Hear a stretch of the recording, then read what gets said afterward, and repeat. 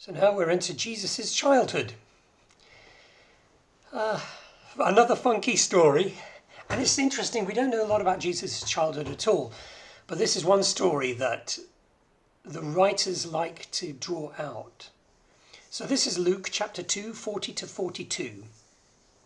And the child grew and became strong. He was filled with wisdom, and the grace of God was upon him. Not surprising, I guess. Every year, Jesus' parents went to Jerusalem for the festival of the Passover. And when he was 12 years old, they went up to the festival according to the custom. After the festival was over, while his parents were returning home, the boy Jesus stayed behind in Jerusalem, but they were unaware of it. Thinking he was in their company, they travelled on for a day. Can you imagine it? Then they began looking for him among their relatives and friends. Wait a second. I thought you had. Well, no. I thought he was with you. When they didn't find him, they went back to Jerusalem to look for him. Imagine the panic. After 3 days, that's a long time to go back to a city. They must have despaired. This was their only son, or their firstborn son at least. Yes, they would have had more children perhaps by this time. But where is he? He's just gone missing.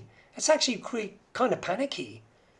But they found him in the temple courts, sitting among the teachers, listening to them and asking them questions. So Jesus would have slept in the temple during this time, probably on a mat. Everyone who heard him was amazed at his understanding and his answers. And when his parents saw him, they were astonished. His mother said to him, "Son, why have you treated us like this? Your father and I have been anxiously searching for you." "Why were you searching for me?" he asked. "Didn't you know I had to be in my father's house?" They didn't understand what he was saying to them. I'm not surprised. So then he went back down to Jerusalem with them and was obedient to them. That's an interesting point. But his mother treasured all these things in her heart. So a lot of these stories probably came from Mary herself later on when she was talking to Luke and to Matthew and to the other gospel writers. There was a time when, can you imagine? What a story. Verse 52, Jesus grew in wisdom and stature, in favour with God and man. So they went back to Judea, Nazareth, once King Herod had died.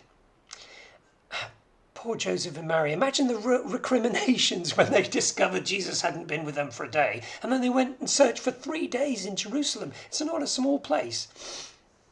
Luke is the only author who tells this particular story, but it shows us that Jesus placed being in the temple or being with his Father above all things, and that his questions and answers among the priests were astonishing.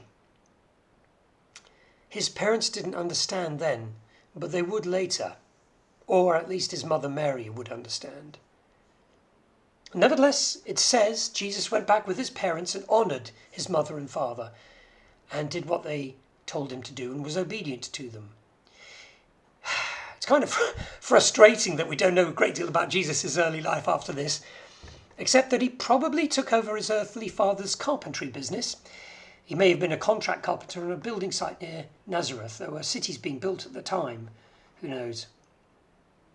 But here we also get that precious detail once again, a sentence that keeps recurring at this time. His mother Mary treasured all these things in her heart. Let me ask you, what sort of things are you treasuring in your heart right now?